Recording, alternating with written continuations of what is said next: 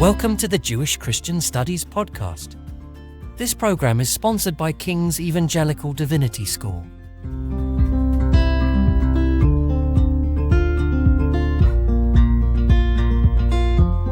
And now, here's your host, Rubén Gómez. Dr. Motti Inbari is professor at the University of North Carolina, Pembroke, specializing in Jewish history, politics, and Jewish-Christian relations. He earned his PhD, MA, and BA from the Hebrew University of Jerusalem. He is the author of 6 books, including Christian Zionism in the 21st Century. Dr. Kirill Bumin is Associate Dean of Metropolitan College and Director of Summer Term at Boston University. His research focuses on Christian Zionism, the Israeli-Palestinian conflict, and Jewish-Christian relations. He is a former Fellow of the National Council on U.S.-Arab Relations and co-author with Dr. Inbari of Christian Zionism in the 21st Century, published in 2024. Hi, hello everybody, Doctors Inbari and Bumin, Motti and Kirill. I'm so glad that you could be on the show today with us. Hi, Hello. Thank you for having us. It's a pleasure. It's an honor, really, because you've been working on a very important topic, which we would like to discuss today, and that is a recent poll called A Survey of British Christian Attitudes Towards the Israel-Palestine Conflict, Faith, Politics, and Perception. So that's the title of the survey. But you, before that, conducted another survey in the U.S., very much along the same lines. Isn't that true? That is correct. Yes, that's correct. Yeah. So the first one, I think, was in March of last year, 2024. This one on the UK was done in December of last year, 2024. So that will be a good way to compare and contrast two very recent surveys. So before we actually dive in, I would like to anticipate perhaps one of the questions that people may have when, people who are not used to statistics and polls and so on and so forth, and they may wonder, as we all do when we are not experts, in simple terms, could you please tell us how confident we can be about the results obtained in a survey like this? I think this is a really good question. And it is important to remember that any survey, no matter how good it is, what, survey company fields it, they're always snapshots in time. And so they're imprecise. Sometimes people make up opinions when they don't have opinions. Sometimes they change their views from one question to another. So no survey is 100% correct. And we always approach our survey research with humility and with understanding that, we can't make major proclamations on the basis of one data point, one snapshot in time. In the United States, we have conducted these surveys since 2018. And so we have multiple snapshots in time across multiple religious groups and across multiple time points. And so when you observe patterns, you gain much greater confidence that what any, one data point is telling you when you could see that it's part of a broader pattern. And so in the United States, we're fairly confident that what we report is actually what's happening because it's a part of a well-documented and well-measured and understood trend. In the United Kingdom, we have conducted the survey only once. And so we are not ready to go beyond sort of very tentative and preliminary conclusions at this point. Further research is certainly necessary, but we have used every single statistical tool survey scholars use to confirm reliability and validity of our data.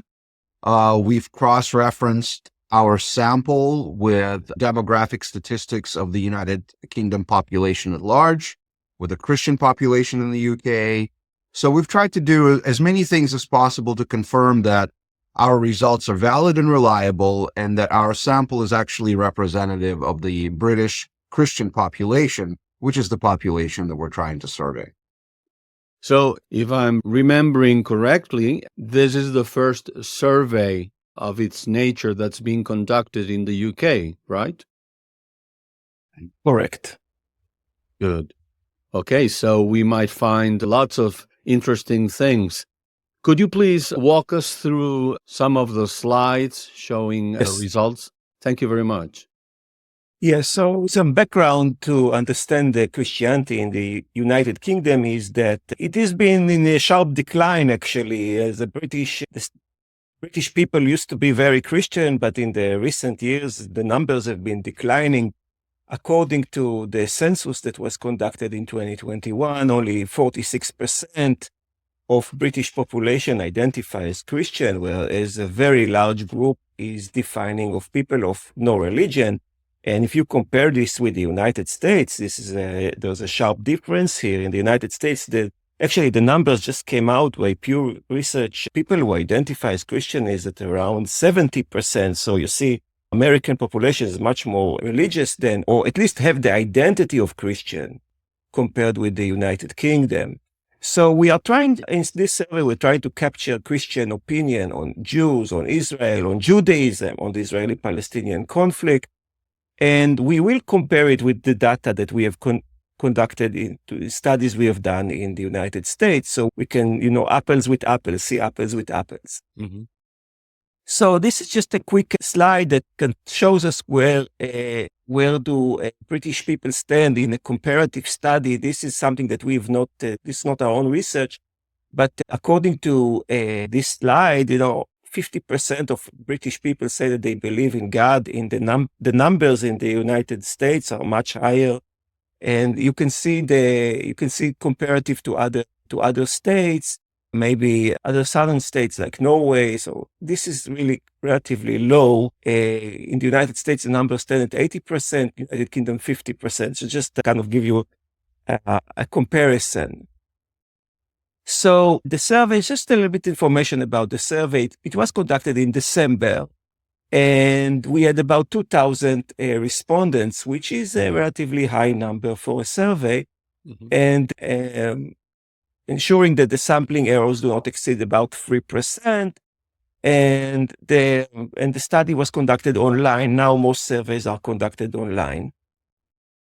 So just a little bit comparisons to the American sample that we're comparing American and British. So also in the United States, about 2,000 respondents, similar margin of error. And the median age in the United Kingdom was 44, in the United States, 49. It's important to pay attention to that because we will see that age is a significant predictor of opinions. Very important to see that. Okay, so just a few basic informations about Christianity in the United Kingdom has come up with a survey. This is the qualifying question that we asked. Were you raised Christian, and in which denomination? And so the results show that the largest group in the United Kingdom is Catholics. And this is not something, we saw similar results also with other surveys. Catholics is the largest religious group in the United Kingdom, with about a third of the respondents, followed by Anglicans, that about close to 20%. And then there's a list of smaller Protestant movements between Methodist, Pentecostal, another tradition, Baptist, non-denominational. They're all between 7 and 8%, Presbyterian at 5.6%. And now, if someone said that they were not raised in a Christian denomination, we asked a follow-up question. Are you currently a practicing Christian? And 3.3% said yes. It means that about 3% who were not born Christian became Christian as adults. And then there's Greek Orthodox, and Evangelicals came last on our list with about 3% of the sample. Now, we asked the following question: aside from wedding and funerals, on average, how often do you attend church or religious services? And as you can see the numbers compared with the United States, the results, the distribution is similar, in which about 55% of the respondents to the survey say that they are between never, seldom, or only a few times a year attend church and religious services. This is similar to the United States. And those who attend church on a regular basis came at about 40-something%. Now, I know that this came as a big question, do we see different patterns between those who come to church, those who don't come to church? When we get to the meat of the survey, and we will talk more about it when we get there, but it's definitely it's not a big thing. It's not a big deal. Opinions are multi-layered. It's not just if you come to church, you don't come to church, makes a big difference when it comes to our questions. Okay, so the following question is, how often do you read the Bible? And you see again similar trends in which both in America and in the United Kingdom, those who do not read the Bible often are more than 50% of the sample. You see that there is a difference here between American and British, but a larger difference in the category of never and seldom. But overall, if you think about it, if you put it, these are all the non-active participants. Between them, there are some differences, but those who are more active, the differences are not so sharp, though it does seem that Americans are a little bit more interested in reading the Bible more often. Okay, how often do you read the Bible based on your denominations? You see that those who exhibit the highest level of reading the Bible are the Pentecostal, Charismatic, you see 70+%, and Evangelical, Baptist at 40%. These are the highest, the most engaged in Bible reading. And then all the rest are 30% or lower. We see Catholics at about 30%, Anglican 20-something%, Presbyterian 25%. So this is where it stands. Those Protestant kind of evangelistic movements tend to be more, those who identify in these movements tend to be much more engaged in reading the Bible at least once a week or daily. These are categories of once a week or daily. What do you think about the Bible? As you can see from the chart itself, you can already see that Americans have a higher level of engagement in the Bible. So under the category, it's the literal word of God. About a third of the sample in the UK responded that they agree that it's the literal word of God. A third, about another third said it is the word of God, but not everything should be taken literally. 25% it is the work of humans inspired by God. And here you see that there is some difference between Americans and British on this category. Now, the Bible is the literal word of God. By denominations, those who responded to this question, again, we see similar patterns as we saw earlier with the question about reading the Bible, which is Pentecostal, Charismatic, something% agree that it's the literal word of God. Evangelical and Baptist about 50%, and Catholics at around 40%. It's interesting that also Greek Orthodox came up quite high in this research, and all the rest are kind of lower percentage. And now this is an interesting question that we have not asked in the American survey, so we cannot compare, but we gave the respondents multiple options to rank themselves through different categories, which the first one is, I'm spiritual but not religious. It's about a quarter of the sample agree with that. 34% said, I'm Christian and Christianity is the only true religion. And about 30% said, I'm Christian, but Christianity is not the only true religion.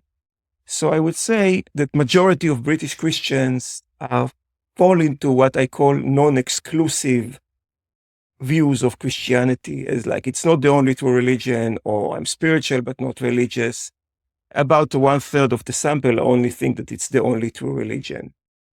And now if you break it down according to denomination, the same questions that we just asked, as we already have seen in previous questions, Evangelical and Baptist, about 50% of the samples say that Christianity is the only true religion. 40% of the Pentecostal charismatic and about 40% of the Anglicans.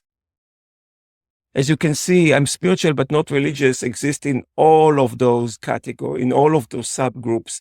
So all of them have, like in the Catholic, Anglican, Presbyterian, Pentecostal, Evangelical, non-denomination, they all have about a third, between a quarter and a third. They say I'm spiritual but not religious. What exactly does it mean? We don't really sure to unpack, but it kind of deals with some kind of non-engagement, They don't like organized religion, they don't feel that they want to be part of organized religion. So this is how the breakdown. Christianity is not the only true religion. If you look at it, you see that the Orthodox, Methodist, Presbyterian, Anglican, Catholics are all around the 30%. So you can see the breakdown of this question in all of the denominations, more or less in some similar trends. Now, the National Association of Evangelicals, which is an American organization, came up with a definition of an evangelical, which contains 4 statements. The first statement is that the Bible is the highest authority of what I believe. Now, the numbers that you see here of Americans is not from our survey, so we want to be cautious a little bit, but this we saw it in other surveys. So about a third of British say that the Bible is the highest authority of what I believe. About a quarter said that it is important for me personally to encourage non-Christians to trust Jesus Christ as the Savior. About a third of the sample agreed that Jesus Christ's death on the cross is the only sacrifice that could remove the penalty of my sin. And about 30% said only those who trust in Jesus Christ alone as the Savior receive God's free gift of eternal salvation. So, according to the National Association of Evangelicals, if you agree to all 4 statements, then you fit the category of an evangelical. So we see that we have about a third, between a quarter to a third of the sample kind of meet these definitions. Mm-hmm.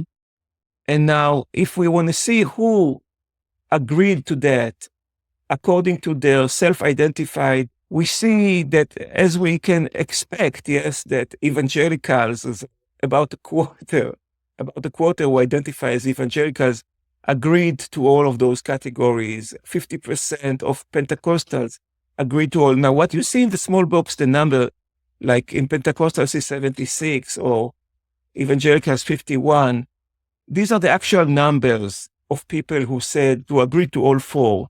So you see, these are small numbers. So we have to this is why we bring them, not to be cautious. Something interesting to notice that we also saw it also with our Catholic study in the United States. There's a certain percentage of Catholics that are actually evangelicals. Right. And yeah. So the United States, actually, the number of Catholics who are evangelicals are actually higher than Britain, but also 15% of Catholics are actually Protestants, and it's an interesting observation. So this is basically what the numbers say. That you see in all of those movements, there are people who basically, in their view of Christianity, are kind of evangelicals, even though they don't associate with the evangelical movements. Okay, so now we asked a few questions that are kind of very interesting to American Christians, that are very dominant in the American discourse, religious discourse, and one of them is same-sex marriage.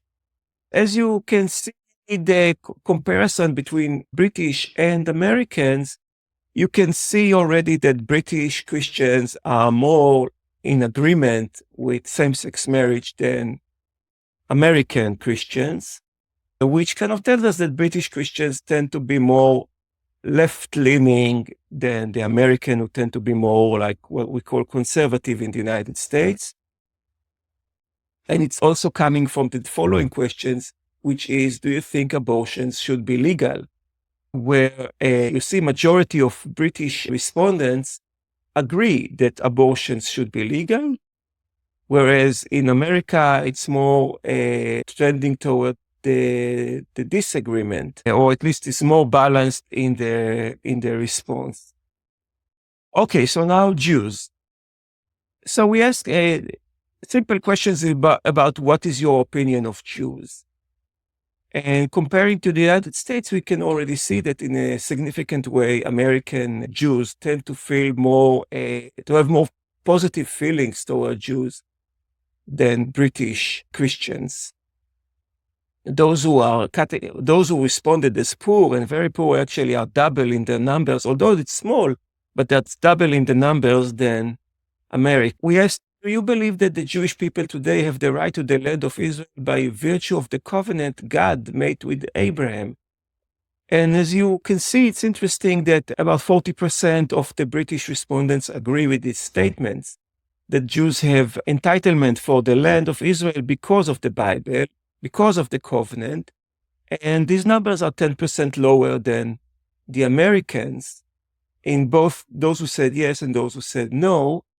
And there's a big I don't know in both samples. So this is where maybe churches can fill in the gaps and teach a little bit about the Bible, especially for those who identify as Christians.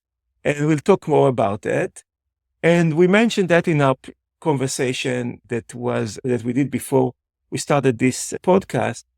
Do you believe that Jesus was Jewish? And so 50% said yes. And you can look at it from both sides. You can look at it from the half full or half empty glass, but it's half. But it's half. Yeah. Half of the respondents agree with this statement. And there's a large group that says, I don't know. What we have seen, when we broke it down later, we don't show it now in this slide, but we were able to see that those who attend church more often tend to answer this question better than those who are nominal, those who don't come so much. Mm-hmm. So at least for that perspective, but we can talk more about it later.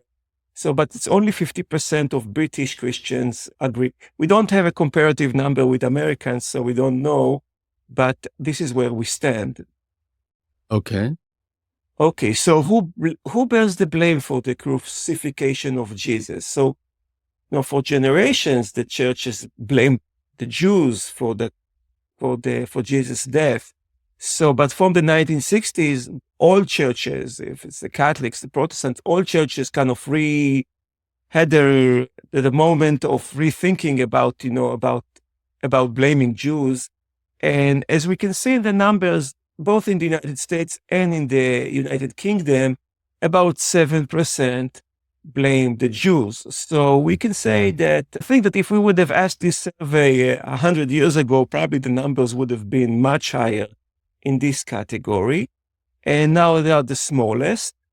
And most of their opinion are kind of falling into the spiritual explanation that this is the sins of humanity or it is God's plan. So these are the spiritual responses, or those who gave the historical response, which is that the Roman soldiers, Pontius Pilate, are the ones who crucified Jesus. So in that regard, we can say that 70 years of Christian education has actually improved those views. And now this is something which is very interesting. So we used a 12 statement scale that was developed by the Anti-Defamation League. Basically are anti-Semitic tropes. And we'll compare the British and the American.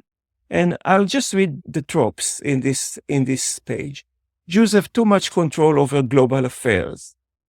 Jews don't care what happens to anyone but their own kind.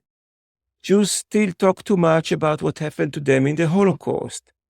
Jews have too much power in the international financial markets. Jews have too much power in the business world. Jews are more loyal to Israel than to this country. And these are the American responses to those questions. As we can see, the Jews are more loyal to Israel than to this country is the highest trope, with 33% agreement. And Jews talk too much about what happened to them in the Holocaust. It's 22% agreement. This is the American numbers. Now let's see the British numbers. As you can see, the British numbers are much higher. Anyone can see that, Yeah, are much higher. And sometimes it's even double or even more than double than the American numbers. And look at this, about almost half of the survey agree that Jews are more loyal to Israel than to the United Kingdom. And, just think about it. There are only 300,000 Jews living in the United Kingdom. This is a very serious charge against them. Talk too much about what happened to them in the Holocaust. 1/3 of the sample agreed with that. Now we continue. Another set of statements. Jews have too much control over the British government. People hate Jews because of the way Jews behave. Jews are responsible for most of the world's wars. Jews have too much control over the global media. Jews think they are better than other people. Jews have too much control over the United States government.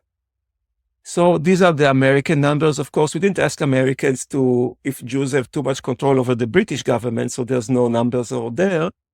And as you can see, the range is between 6 to 18% of the respondents agree with that. And so we attempted to go beyond descriptions that Motti went over now and to do proper statistical analysis, multiple variable statistical analysis, which allows us to isolate independent or unique influence of each one of the potential causes of anti-Semitism on the actual levels of anti-Semitism that we observed. And so we've considered a number of different potential factors that could be associated with anti-Semitism. Some are political, some are religious, some are demographic in nature, and some are sociological. And as you can see here, roughly about half of the potential explanations that we've considered are statistically significant. What that basically means is that there is at least a 95% chance, at a minimum, that the data didn't just randomly correlate, right? That the two variables are not going hand in hand just by random chance, but rather there's something deeper, something more underlying between those numbers.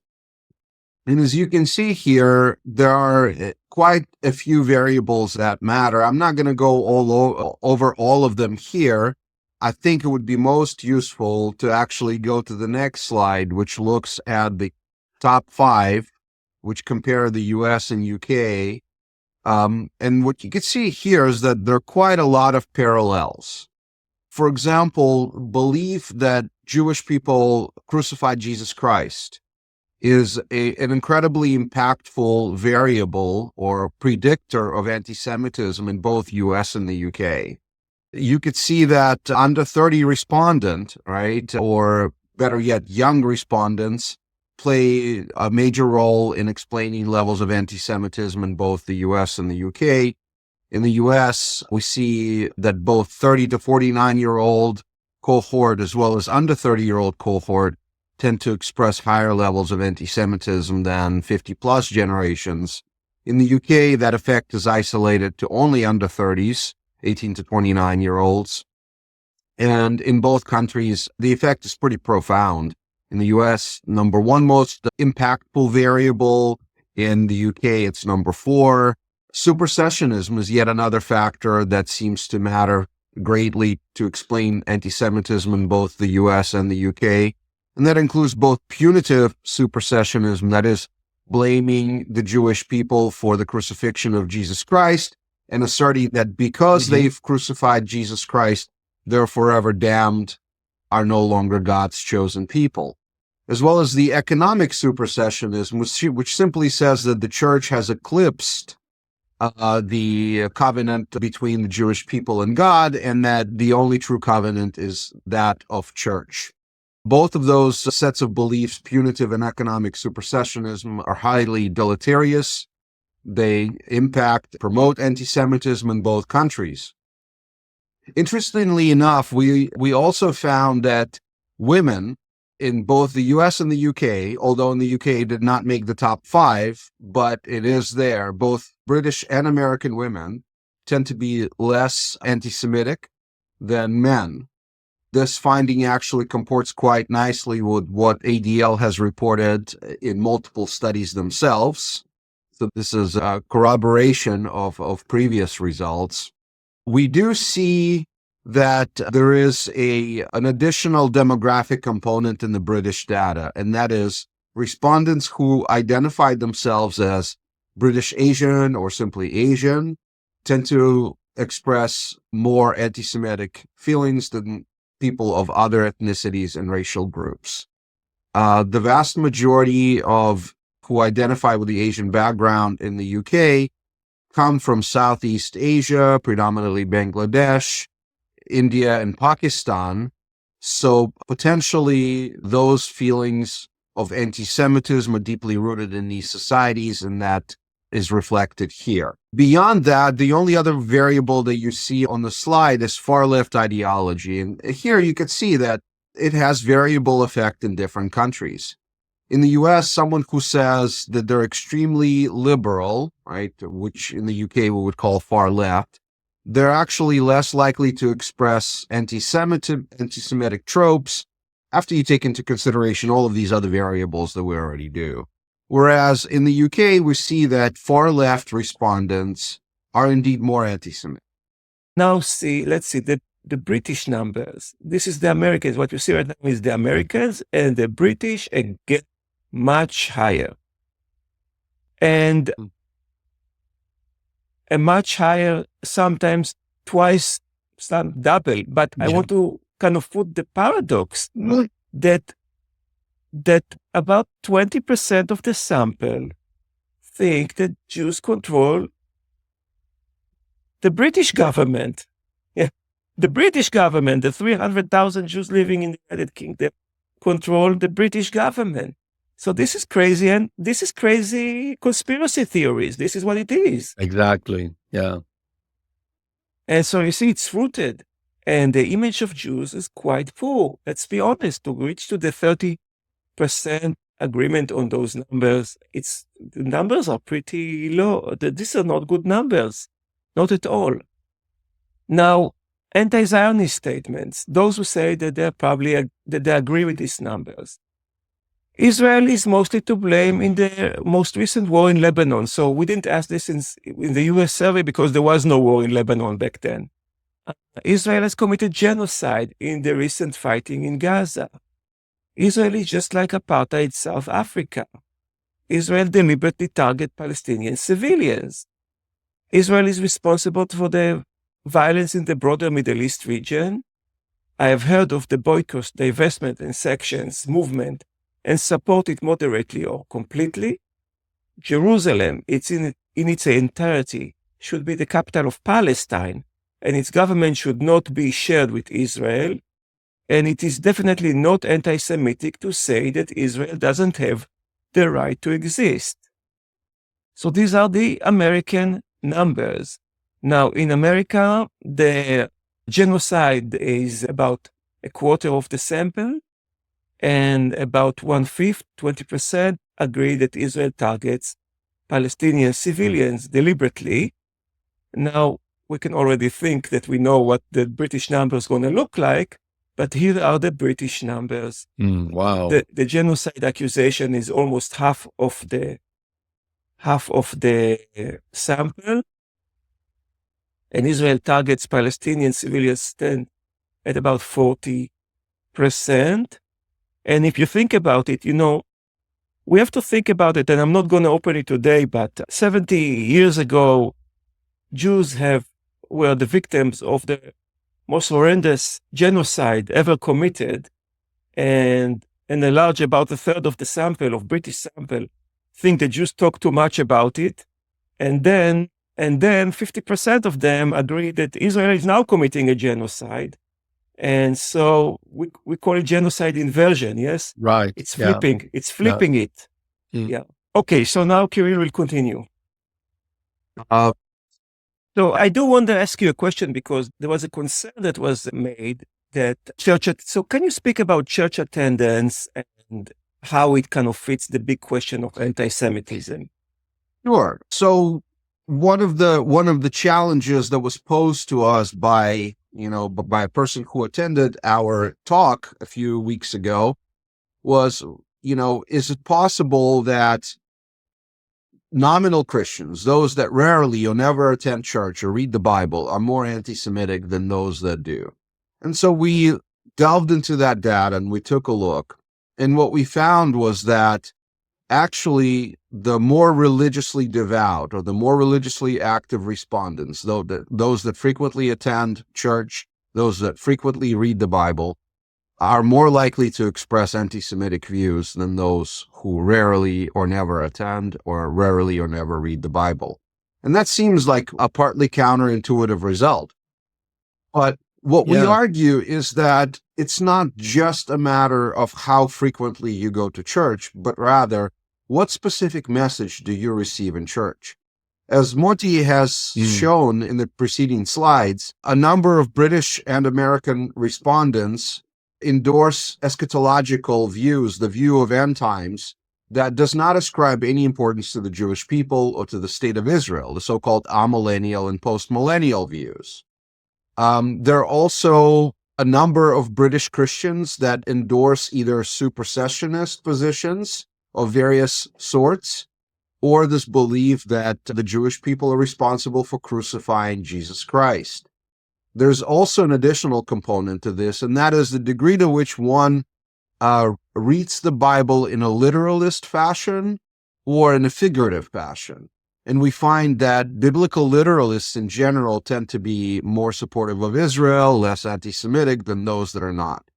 All of this is to say that the specific message is far more important than simple church attendance.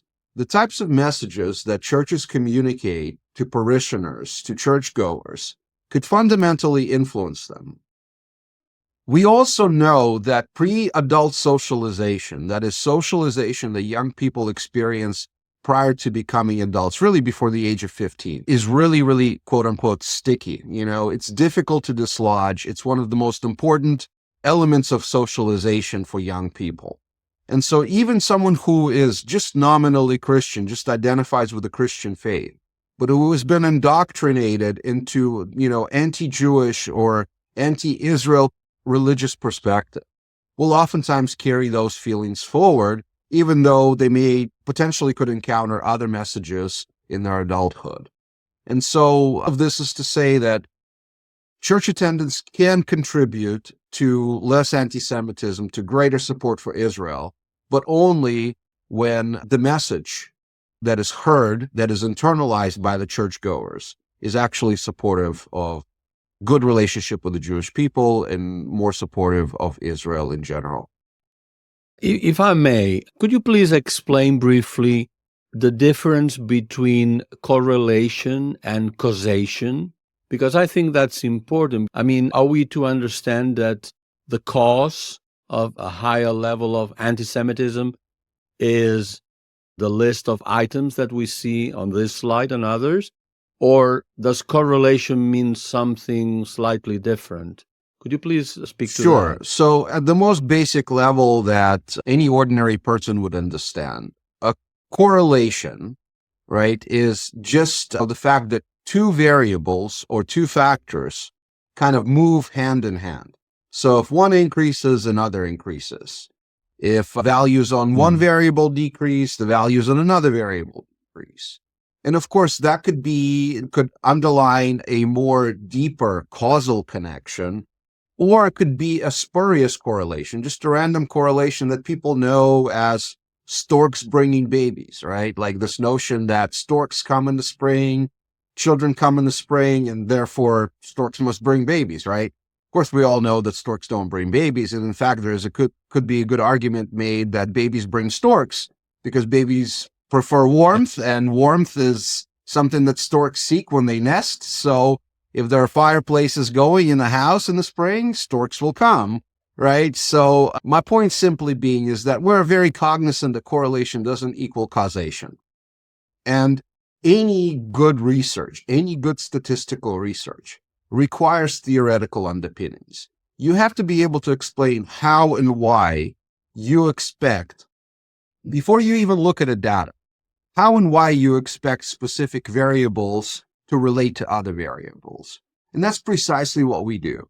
We have a coherent, well-developed theoretical framework that has been tested not only by us, but many other scholars that study anti-Semitism.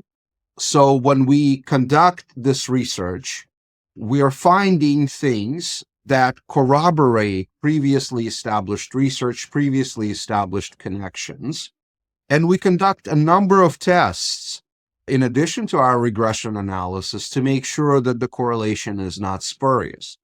For example, by adding or removing variables to the statistical models, you're able to see if some variables continue to have a lasting impact, no matter what the model specification is.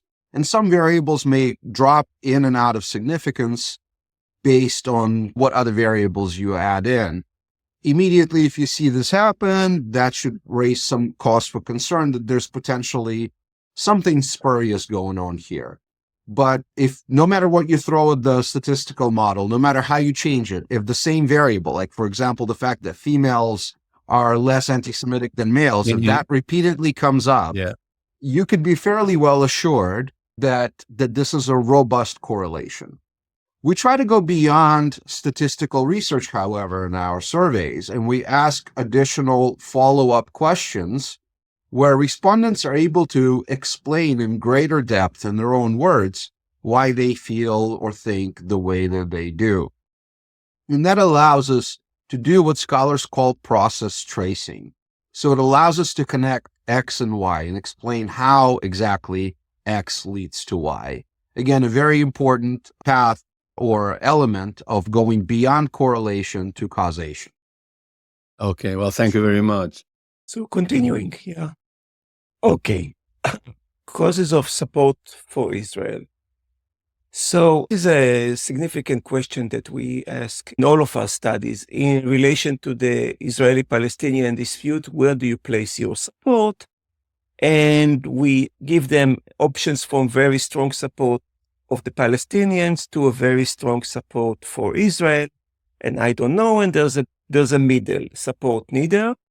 And as you can look at the chart and see the differences between British and American are significant, where Americans strongly stand toward Israel's side, whereas the British sample showed us more of like an even kind of results, where those who say that they support the Palestinians, that's around 25%, and those who say that they support Israel are around 25%, and there's a big middle that stands like in between, and which is kind of like a balanced result. Tend to support Israel in larger numbers.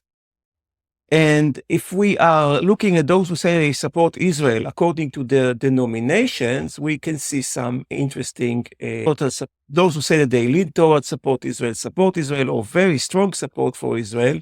So the denomination that came the highest, interestingly, is the Presbyterian, and the Anglicans and the Pentecostals are kind of similar results. Catholics stand at 20%, Methodists around 20%. Evangelicals at about a quarter. So this is where we stand. And according to the breakdown according to ages.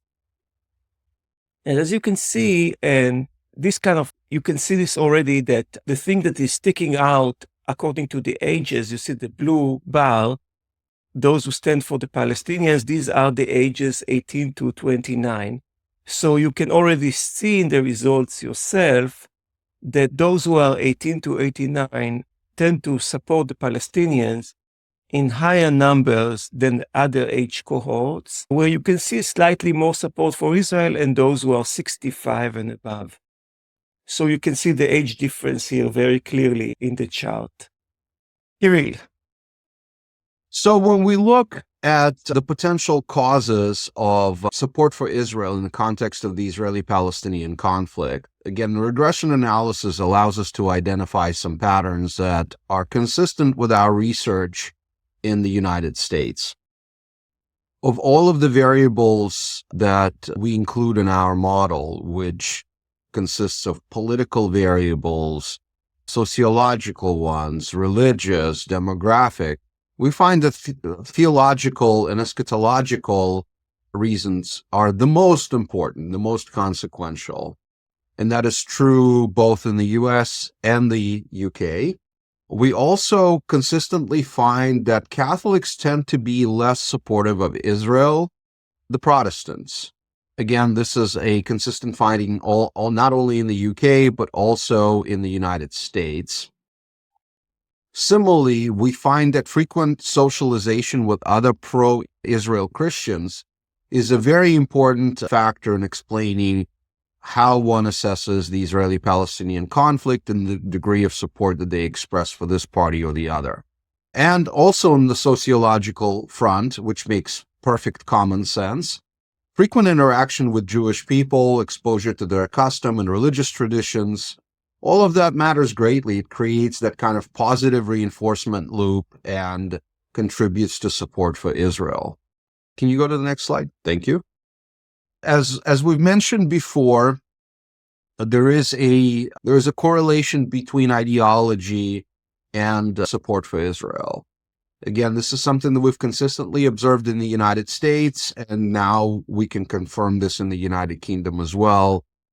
Folks who are conservative or leaning right in ideological terms, and those that adopt certain positions, basically, showing no concern or no interest in social justice issues, such as income inequality, racial inequality, no concern for global warming, no support for same-sex marriage.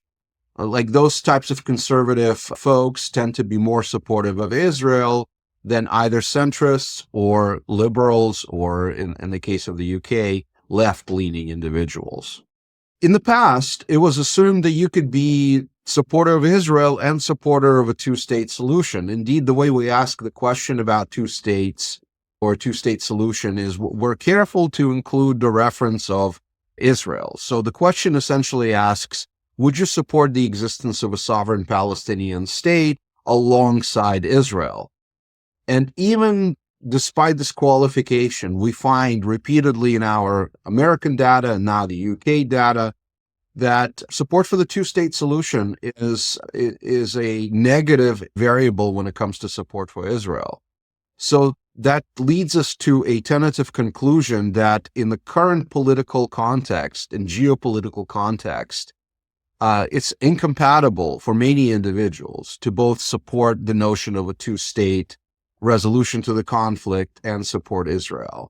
In the minds of these folks, the two is just not compatible. Specific contemporary issues also play a role. So we find, for example, that those folks that are really concerned about anti-Semitism are also more likely to support Israel in the Israeli-Palestinian conflict than those folks who express little concern about presence of anti-Semitism in their country. Concerns about social justice type issues tend to negatively correlate with support for Israel. In particular, we find that perceived sense of or perceived concern, great concern about income and wealth inequality in a country tends to correlate with greater anti-Semitism and with less support for Israel. As you know, it has been common throughout the ages to blame the Jewish people for their wealth and economic well-being, and to blame them for economic woes of other groups. And so indeed we find that in the data as well. Opinion of Muslims is yet another factor that we find to be negatively correlated with support for Israel. Why might that be the case? Why would positive opinion of Muslims lead to less support for Israel?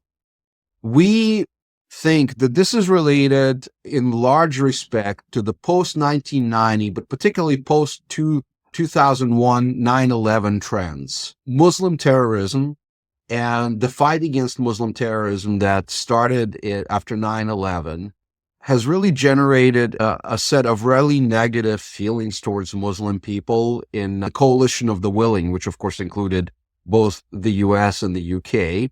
There is a perceived geopolitical insecurity for Israel that's assumed on the basis of it being surrounded by Muslim countries. There's a perception that Islam is a competitor religion that is incompatible, at least in the way it's been exercised in the Middle East, with both Christianity and Judaism. So there's a number of reasons why in the minds of respondents we could see this negative association between support for the Muslim people, or at least feeling positively towards the Muslim people, and support for Israel. And again, this is a finding that we repeatedly observe in the US data, and now we see it also in the UK data. As Motti has mentioned earlier on, generational differences are very important, and we see that younger people are significantly more likely to express skepticism and less sympathy towards Israel, whereas older respondents tend to be more supportive of Israel. Probably a large part of that has to do with the fact, beyond all of the other variables that we already discussed, with the fact that there's a very different media environment that the young people and old people have encountered in their formative years when they formed their opinions about the Israeli-Palestinian conflict. As Motti mentioned, the older folks grew up with, not so distant, pretty immediate memory of the Holocaust. They remember the Arab states' attack on Israel in the early years, the early decades of the creation of the State of Israel. Israel was perceived as victim, and the information that was provided in both the US and the UK to the ordinary citizens was also limited and shaped by the Cold War competition, right, between the Soviet-aligned Arab states and the US and UK-aligned Israel. So I think that the informational environment for the older folks was much more pro-Israel, whereas the young people encounter a much more diverse media environment, and also social media plays a really major role in influencing how they perceive things. Today, someone essentially seeks out news that comports with their pre-existing views. And these kinds of echo chambers particularly matter for the young people, with social media platforms like TikTok or Instagram or Facebook, perceived to be much more critical of Israel and the Jewish people and much more positive towards the Palestinian plight. So young people see Palestinians as victims and perceive Palestinian victimhood as the only legitimate view, whereas the older respondents are much more likely to see Israel and the Jewish people as victims and perceive the situation in the Israeli-Palestinian conflict from the perspective of righting the wrongs of the mid-20th century. And last but not least, we see that British Asians are not only more likely to express anti-Semitic views, they're also less supportive of Israel than other racial and ethnic groups in the United Kingdom. In the US, we find this effect among African Americans. And I think both groups, the dynamic behind or the explanation behind why they may be less supportive of Israel is slightly different, but those are the two racial groups that we have found at the statistically significant levels to express less positive opinions of Israel. Okay, well, it seems that we have a lot of work to do with regards to teaching, basically. I suppose that's one of the takeaways from this survey. How can it be that after so many years of learning history and so on, we seem to be repeating again some of the anti-Semitic tropes and that lead to discrimination, persecution, pogroms, and all the rest of it? Do you think that there's a way out of this trend towards an increase in anti-Semitism? I think it's an excellent question. And unfortunately, there isn't a concrete answer. I think particularly in light of the recent fighting in Gaza, the military asymmetry has really done great disservice to the state of Israel and to the Jewish people at large. I think that perception that all Jews are responsible for the violence that's happening in Gaza, that Israel is responsible for the broader violence in the Middle East, they find a number of new adherents because of the way that the Western media, the conventional media in particular, but also some social media, has presented the conflict. It's been presented in a very lopsided fashion, and the focus, and I think that 24-hour coverage, right, of events tend to disproportionately show the victimhood of the Palestinian people and the culpability of the Jewish people in all of that Palestinian suffering, as the argument goes. It's going to be really difficult to overcome this because this conflict is about as close to intractable as you can, come up with when it comes to ethno-religious conflict. Israeli-Palestinian conflict is exceptionally difficult to solve, and I don't expect any major breakthroughs in years to come, which unfortunately will result in continuing negative feelings towards the Jewish people worldwide. I think there's also a great deal of ignorance about how large the Jewish population is in the world. When ADL, Anti-Defamation League, asked people around the world to analyze or to respond to what percentage of the world population they perceive the Jewish people to be, it's like 10%, 15%, 70 million people. And I mean, the numbers are absolutely fantastical and, completely wrong. The Jewish people do not even comprise 1% of the world population, but there is this sense that the Jewish people comprise a much larger threat in terms of their size and influence than there really are. We see that in the anti-Semitic tropes as well as other research on the subject of anti-Semitism.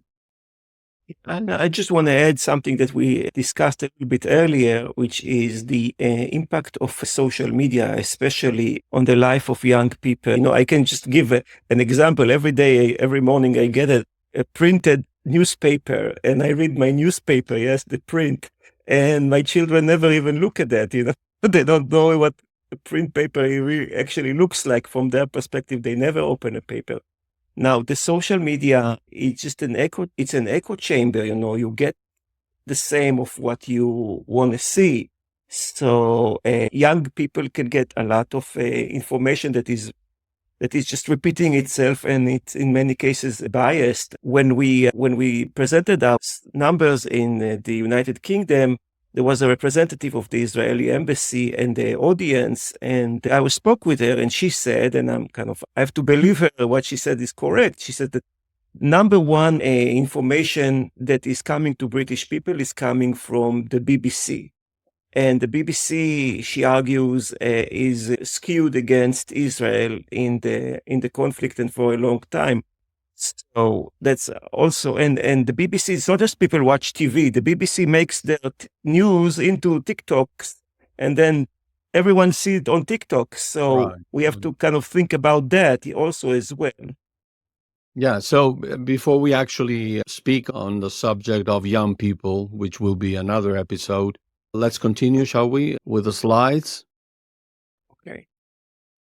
There's, I think, just one more slide that is worthwhile discussing. And again, the same message we discussed, top 5 most important variables that predict or correlate with anti-Semitism in the US and the UK. We see parallels across countries here as well. You could see that, again, biblical, theological arguments play a major role. So this perception that Bible says Christians should support Israel, this notion of biblical literalism, right, that's deeply embedded in that perspective, plays great role in explaining both U.S. and British support for the state of Israel. Similarly, this perception that Israel is important to fulfilling biblical prophecy, right?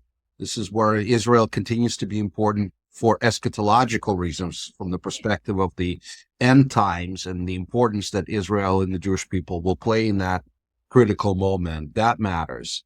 Abrahamic covenant is hugely important we have found it to be the number one or one of the top three reasons for support for Israel across multiple surveys, multiple Christian denominations, and now multiple countries. It matters greatly. So the belief that there is covenant between the Jewish people and God, and that this covenant is eternal, ongoing, and and continues to bestow the Jewish people with certain promises, including the promise of land, that continues to matter greatly to explain who supports Israel and who doesn't. Again, as I mentioned, we find that there is a generational schism. You could see it in anti-Semitism study. You could see it in study of the opinions of the Israeli-Palestinian conflict. Young people are less supportive of Israel. They're more likely to perceive Israel as an aggressor, Palestinians as victims, than the older generations. And again, we see that the under 30 generation is particularly affected. So, Rubén, just a little while ago, you asked, what could be done to change these perceptions, right? Is there something that could be done? We haven't conducted this analysis in the UK yet, but in the US, we found that American respondents are really influenced by their perceptions of fairness of the treatment of the Palestinian people. In particular, we ask a question: how fairly do you think Israel treats Palestinians in the occupied territories? And people that have a more balanced understanding of the Israeli treatment, or they're more likely to say that Israel treats Palestinian people in a fairly good fashion, they're also more likely to express support for Israel. Obviously, the reverse also exists, and so negative perceptions of treatment tend to equate with more support for the Palestinians. In addition to that, I would say that, again, to get back to the importance of the messaging that folks hear in church. We haven't conducted this research in the UK, but we have in the US. And what we find is that there is also a change that's taking place in the pastors and the priests and the church leaders in the United States. We find that the most pro-Israel and pro-Jewish premillennial disposition in the Christian church is declining in its number of adherents, both among the pastors as well as among the parishioners. We see in the US that premillennial pastors are predominantly old and white, whereas post-millennial and amillennial ones tend to be more racially diverse and younger. They tend to be, quote unquote, more hip, right? More connected with the young people. And so it's natural for the younger folks to gravitate towards pastors that are more like them or that reflect their values better. And so I think there's also a selection effect here. The older people who are already more likely to express pro-Israel sentiments tend to gravitate also to premillennial vision, whereas younger people who are already critical of Israel and of the Jewish people get negative reinforcement of those views through their interaction in church with amillennial and postmillennial eschatology, with other kind of complementary supersessionist type of attitudes. Right. Right.